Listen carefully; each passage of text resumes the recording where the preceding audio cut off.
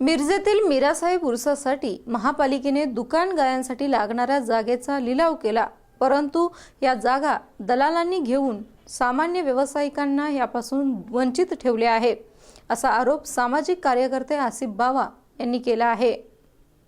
मिरज येथील मीरासाहेब उरूस प्रारंभ झाला आहे। या उरूस भरवण्यासाठी महापालिका प्रशासनाने काल दुकान गाये लावण्यासाठी जागेचा लिलाव केला।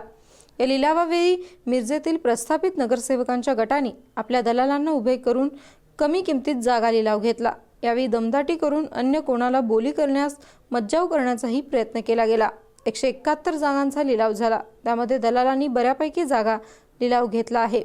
उद्या ह्याच जागा दलालात 20 ते 25 हजार रुपयाला सामान्य विक्रेत्याला भाड्याने देऊन वरच्यावर कमाई करणार, त्यामुळे सामान्य विक्रेत्याला मोठा फटका बसणार आहे, असा आरोप सामाजिक कार्यकर्ते आसिफ बावा यांनी यावेळी केला आहे।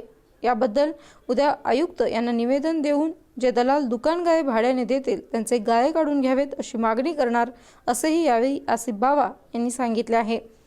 गणेश आवळे, SBN मराठी, मिरज।